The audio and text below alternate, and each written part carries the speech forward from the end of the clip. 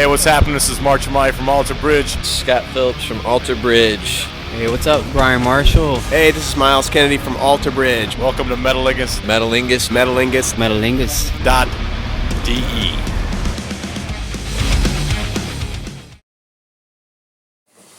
Today we have the pleasure of being here with Mark and Myles from Alter Bridge. Thank you for coming to Berlin. Thank you for having us. Thanks for taking the time. Great to have you here. It's good to be here. So you finally have a new record coming out called Fortress, and you were quite busy in the last years. You were doing a record with Slash. You were doing a whole tour with Slash. Mark, you were doing a record. You were doing a tour. Even Brian and Flip were doing some sort of side project work. So after all these years, how was it to be in a room again and record and be together as Alter Bridge? Didn't ever feel like we were taking a break. You know, we see each other a lot. So when we got back together, it was just like normal. You know, it's great. Yeah. Yeah. Yeah, it was definitely kind of like riding a bike. You know, if you haven't ridden a bike in a long time, and you just get back on, you start pedaling. That was kind of how it felt. And you choose Elvis as a producer again. Did you ever at any point discuss of trying out a different producer, or did you always have Elvis in mind? Okay, he's going to be the guy for sure as a producer. We love Elvis. I mean, he's the fifth member of this band, and you know, we were watching a Tom Petty documentary once. He's like, you use the same producer for more than 2 records, and you're shooting yourself in the foot. But we trust Elvis, and brings the best out of us. Okay. How big was his impact to this record now? Pre-production stage was he became the 5th member. Because it's ultimately his ability to filter and hear with fresh ears. He's always involved in the whole process. Well, he's involved with the once we're done creating basically the outline of the song, and then you play the song in front of Elvis, and he's like, this part's great, this part isn't moving me. Maybe thought about trying this instead. And a lot of times just be like, you know, he'll just kind of throw out, what if you tried, you know, no, it's not quite right, mess around with it and I'll come back. I mean, it really just depends. He's very good that way of not, because he's a good songwriter in his own rights, but he's never been that guy where he's trying to write for us. He understands that it's not where it needs to be. You guys write it the way it needs to be, and then I'll yay or nay, and it's so valuable. Okay. And for the recording of the process, how difficult was it to coordinate the recording schedule with your touring schedule with Slash, obviously? And what would you say to fans who think the recording for Alter Bridge was just rushed because it had to be in schedule for your touring with Slash? With both, and with Tremonti as well, and you know, we're both keep busy, so there's a finite amount of time we get together to work.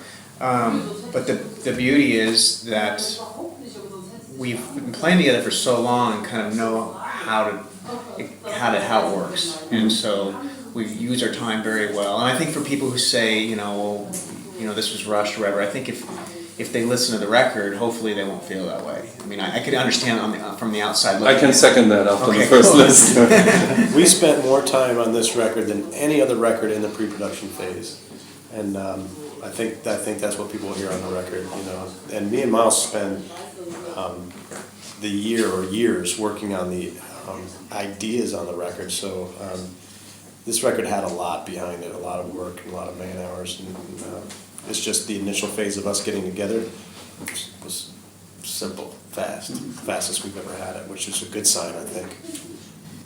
Okay, we're coming up now with 2 questions from our fan sites. First question from Ralph Troutman. We have heard the sound of the album is different than the previous ones. What was the greatest challenge in tweaking both of your guitar tones for the album? I don't think that's really what we consider the difference between the records, the guitar tones. I think it's our best sounding record because of what we recorded through and with Elvis and Jeff behind the behind the wheel, they've got this massive Neve board that sounds amazing, and they know how to use it. And Elvis saw the project through from start to finish through to mastering. So we all were involved in the whole process to really make it sound the way it does. But as far as like our individual guitar tones, mine differs in, I use the cornford a lot on this album. Yeah. This would be the second question from Kevin Hyde. Are there any changes in the guitar rigs? Yeah, you spoke from the corn. Well, just in the studio, the cornford was one of the main amps for my rhythm tone, and for my lead tone, I had asked Elvis if I could. When I wrote all these solos, I was up in my bathroom playing. I couldn't use a big amp, so I used a little Pandora's box. In the bathroom. Yeah, in my bathroom. Well, in our, by my closet, not like on the toilet or anything. So. That's fucked up. Mark Tremonti's playing guitar, right? Yeah. So I'm listening to this guitar tone. I'm so used to it. I asked Elvis, "Can I monitor this tone?" And so that's what we monitored as I'm doing my leads, and then he reamped it. I don't even know what he used to reamp it. And I saw some Gibson guitars on some studio. Those are actually just all Elvis's. I mean, Okay. for me, my rig didn't change a single bit from the last record. I went straight into. I took Your pedal board. I didn't actually use pedals is different. We go hog crazy. There's just an arsenal of pedals and we'll plug in everything. But as far as the foundation of the tone, it was my tobacco, the PRS 245, Yeah, straight into the Diesel Herbert Channel 2, and that was pretty much my sound. 95% of the time. Yeah. And we all heard "Addicted to Pain" by now. It was pre-released a couple days ago, and it's now officially available on iTunes as of today. We all in the room already bought it, officially downloaded it. It is on iTunes. Nice. Directly. So the song blew us all away, and I'm sure you were aware of a little bit of feedback the last days. Without going too much into detail, obviously, can you give us a little bit of insight on some of the other songs on the record, as far as "Addicted to Pain" sets the direction of Fortress? I don't think "Addicted to Pain" really is the direction of this album. I think "Addicted to Pain" is just the song that fits the first single radio format the best. It's a short song, it's to the point, it's got a catchier chorus, and we thought if Isolation worked for a first single on the last record, this one would work. But I think starting the record off with "Cry of Achilles" really sets the tone for the album. I think that's kind of more, we wanted to show what we were doing, pushing our boundaries with a song like that. Yeah, I think that's a fair statement. Cry of Achilles does, because there's so many different peaks and valleys in that song. How long is that song? It's 25 minutes. Yeah, but it's not 25 minutes when we listen to it. It's like a six. Feels like 25 minutes. In a positive. Feels like an eternity. Right? For us, even that too short. Well, it's interesting you say that, because we knew that there was a group of fans who seemed to really like the longer, more musical journeys. Yeah. And so We were also waiting for instrumental. Right. Yeah. Did we talk about possibly doing an instrumental? We have always talked about it. Yeah, always. We were just listening to Harbor Rago Takasada Yeah. yesterday evening. Right. Maybe one day. Okay. Yeah. Can you tell us something more about the songwriting process this time? You made a long tour of Slash, and also Mark was with the Tremonti project on tour, and everybody was busy like that. How was it to make this? And kind of the same, where you just kind of go off and do your thing, and then, like, for example, I speak for myself, I do a show with Slash and the guys, and then on the bus ride to the next city, especially over here in Europe, there's a really cool, we don't have them over in the States, but there's this place you can sit above the driver and kind of and just watch the road go by. So double-decker buses. Yeah. And So London, yeah.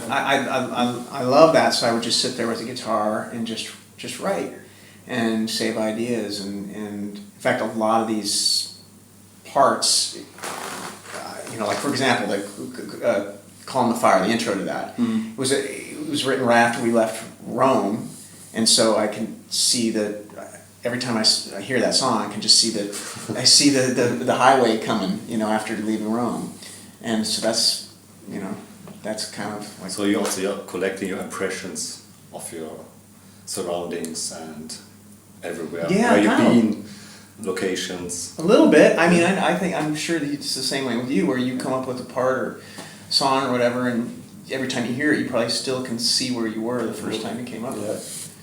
Yeah. Is there one on this record that would be a good example of that? Now I'm asking the questions. Yeah. I remember just being in the back lounge on the Tremonti tour, and I couldn't get away from everybody because there was no upper deck thing. It was just a back lounge and a front lounge, and all the crew and the other band was in the front lounge. So it was me, Wolfgang, Eric, and Garrett in the back lounge, and those guys were always playing video games or listening to metal or something. And I've got my guitar and I'm writing, and I'd sit there and I'd write a part, like the Addicted to Pain riff or anything like that, and somebody in the back, well, that's badass. So I'd be like, star.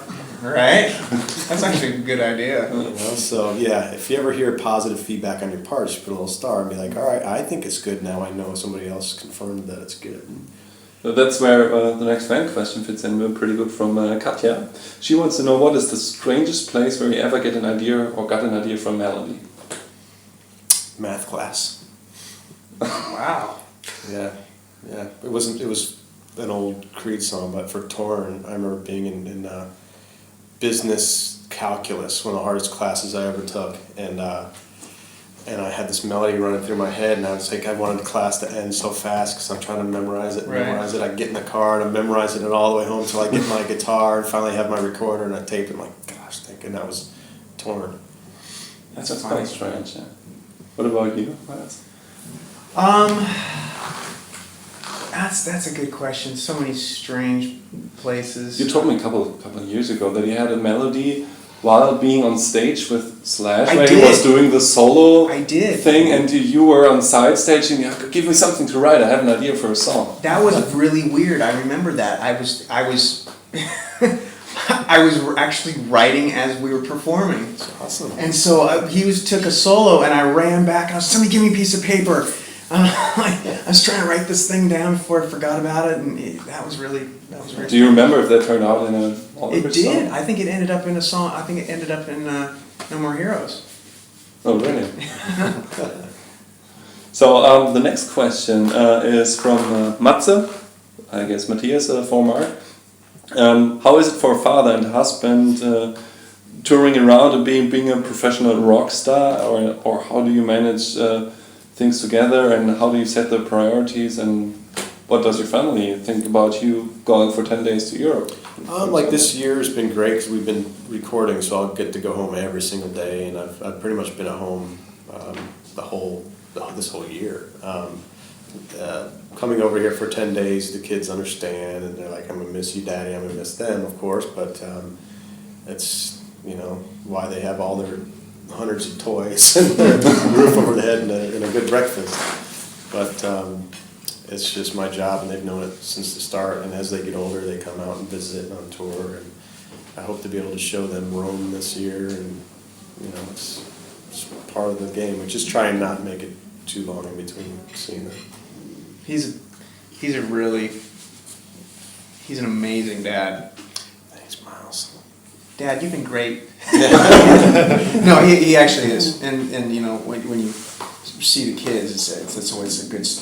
That's how you can tell how good parents are, and they're awesome kids. So I don't know how he does it. He manages to juggle all the stuff and still be. The oldest one is 7 now. 8. Wow. When I'm at home, I'm all about 24 hours awesome. a day.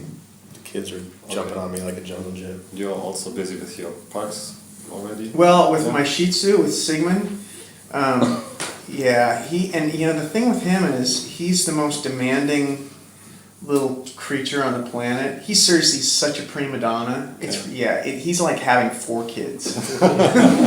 Like in the morning, he starts howling because he wants his breakfast, and then he gets pissed off, and he wants to. Yeah, he's a good dog. And she sure doesn't understand why you're away for a couple of days. He gets pissed at me. When I get home, a lot of times he'll give me at first he'll greet me and be so excited, and then he kind of like, wait a minute, You've been gone for a while. I'm gonna give you the cold shoulder. Yeah, You on your breaks, pillow. breaks my heart. Okay. Coming back to Addicted to Pain, you have any plans for a music video or something like that? Well, Could we it be- obviously, yeah. Yeah, well, if it's gonna be a performance video or something, a storyline thing. We were this time. just reading treatments before you guys got here, and Steve was just talking to one of the directors that we liked his treatment, and it's really loose now. We don't really know. It's going to be mostly performance, but maybe some visuals added to it. Who knows? Do you guys have any ideas? Because we need some help. Videos are not our Well, strong. so now you caught us on the wrong foot. Maybe some fans can Right? follow up and give some ideas. There you go. Because yeah, it's hard. Video, yeah, it really is hard because it's a fine line between creative and absurd, and it's really easy to do something where you watch it back and go, "Oh my gosh, this is going to be embarrassing." So it's nothing gonna be like it was for Broken Wings, for example. I think so. That was the only time you really shoot a storyline video, right? I think. Yeah. I think that was. Yeah. It's not going to be like Open Your Eyes either. Oh boy. And being in the woods. That was on top of a mountain, man. It was, Yeah, and That it was was, kind it was of my first real dangerous. video too, and I honestly, and it's nothing against the director or anybody who's involved with the video. I'll put it all on me in the sense that it was my first video, and I can't watch it without nearly throwing up in my mouth because of my performance. I just didn't have a microphone. I didn't have a guitar. It was the first time, standing without a guitar, and so it's just one of those moments where you're just like, oh, if only I'd done something a little different, Well, we saw some videos of you yesterday on YouTube with long curly hair. Yeah. There's that one YouTube video flying around. The guitar competition? Yeah. Yeah. Cool. And you have any plans already for how many songs you would like to play on the tour From the new for the new record? we haven't made a set list yet, so we got to do that. As long as the songs are, we're probably going to be able to fit 2 songs in. It's like 25 minutes. Right. We're doing a show in Orlando as kind of a warm-up show, but the record's not going to be out by then, so we have to only play like 4 songs maybe that first show. Right. Yeah. We think some have a high potential for live performances.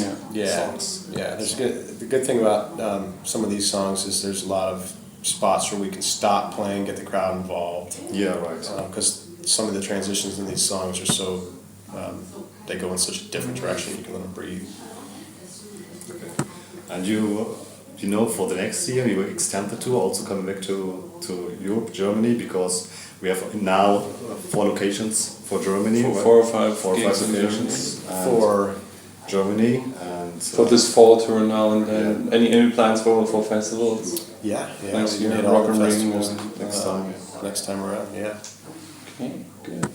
So, Mark, you had the pleasure of changing your spot on the stage a little bit more to the center on your last tour. So, how comfortable did you feel being now a frontman, and do you think it's now a change or a challenge to go back to the left side of the stage, stepping back from being a frontman again, or will you compete with Myles? Alter Bridge is a huge. It's a huge undertaking. The songs, there's a lot to learn with Alter Bridge. Whenever we come back from going from the Creed or the Tremonti stuff back to Alter Bridge, I always get a little stressed out. There's so much information, and so it's even if I'm not singing or having to, now I respect being the front man. The things you have to say in between songs and all that stuff, I don't have to do that the anymore. worst, right? That's a big worry when you're the singer, and being the guitar player, I have enough worries playing songs like Blackbird, and there's a lot of pressure on those types of songs. So You're more comfortable with leaving that up to Myles? Yeah, like when I toured with the Tremonti stuff, there weren't any songs where I was like, wow, this is the tough song of the night. They're all fast and heavy and complicated, fun songs, but none of them were like stripped down like a Blackbird, where if you miss a single note, you're screwed. But I was always wondering, while you were on tour with Slash, is why don't you just play the second guitar? Because I remember back when you were doing the Blackbird or the first Blackbird songs after the One Day Remains tour, you said you are more comfortable holding a guitar while singing. So I was really wondering why you're literally 90% of the songs with Slash, you're just frontman with a microphone. Right. I think some of it is a stylistic thing with that band. I think that music lends itself more towards having kind of your standard frontman, and also as a singer, a lot of that material it's higher and a little more complex and more challenging. I'd really have to focus on it, and I think if I were to try and play and sing that at the same time, it would be pretty tough. With that said, I mean, I still, if the few moments that I do play guitar, I literally run to it. It's like my security blanket. I mean, I just love the guitar. I mean, one night I actually was up there singing, and he was sitting by the amp, and I just kind of looked at it longingly, you know, like, just a few more songs, honey. Got you right there. So we already talked about the set list. Alter Bridge is still growing, luckily enough. I just talked to Steve prior to the interview, who says the tour sales are really fast. The tickets for Wembley go really, really good. How far do you think you can go? I mean, in these days, it's different, difficult. The venues going bigger and bigger. You see it in Germany. You got more bigger venues than last time. If we could make every place in Europe the same as the UK as far as the amount of people coming to shows, I think we'd be the happiest dudes in the world. That would be wonderful. Although I gotta say, I mean, even where we're at right now, a lot of these markets is pretty mind-blowing. And it's taken us a crazy long time to get there. I mean, it's taken 10 years of building. Mm-hmm. So we're really happy to hear that people are wanting to come see us play still. And you know, it's hard to when someone says, well, how far do you want to go, or how far do you want to take it? And my answer always is, well, I'd be content just kind of keeping it at a certain level. Because I don't know if I want it to get any bigger. Like, I see these it's rare, very rare anymore, but say you graduate from arenas to stadiums. I couldn't even fathom the amount of pressure. Could you imagine that? Having to stand in front of, you know, 50,000 people or whatever it is, and you know, that just seems like a crazy amount of I was already nervous on the way over here. Right? So, Alter Bridge is well known for their close connection with the fans. How important is it for you to meet fans? Oh, I love meeting fans. You know, it's just it's great because people come up and just shower you with "I love the show" and "love this," and it's just great to hear because we work hard at what we do, and to hear that positive reinforcement's great, and it's great to see how happy you can make when a kid comes up and you sign something and he puts online that it was the best night of his life. It's just the easiest thing for you to do in a big moment for. I remember when I was that kid. And isn't it a bit? I'm not sure if awkward is the right word, but how do you feel then if they show there are pictures of Alter Bridge tattoos with the Alter Bridge on the back, or even your signature, or your faces on somebody's arm? Lyrics, so many lyrics, tattoos. Oh, there's tons of that. There's tons of it, and that when you see that, it blows your mind. It's a lifetime commitment. Blows your mind that somebody's going to put that the song resonated with someone enough for them to put it on their body for the rest of their lives. Yeah, it's really, we feel very honored. So I guess we're running out of time a little bit as well. I'm just going to throw in another fan question from Joe Chamata. He wants to know if there's any chance for a Mayfield 4 reunion. No, I don't think there's going to be a Mayfield 4 reunion.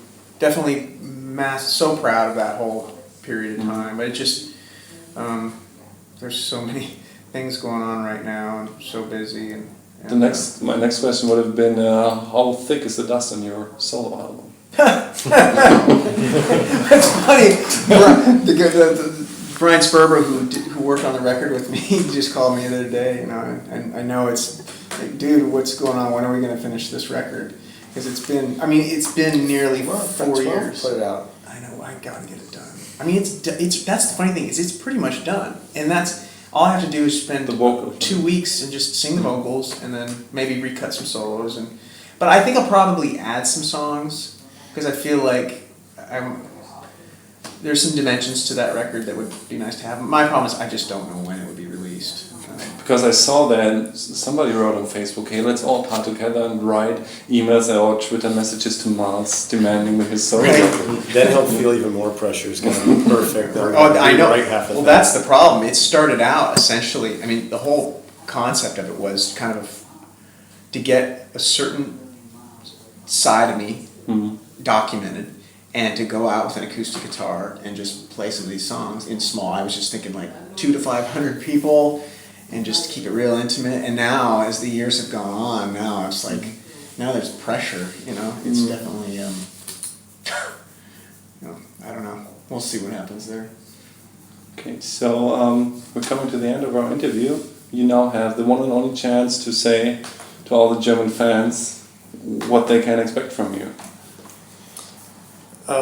For guys trying their hardest not to screw up these new songs, we're very excited to play this new album, and can't really just wait for everybody to, like you guys get to hear the record for the first time. And we'll just be on stage loving what we do. Yeah, we're really excited to get back, and we really appreciate the massive support. You know, you guys have been there since the beginning for us, and we really do appreciate it. So thank you. You're very welcome. That's a wrap. Tschüss.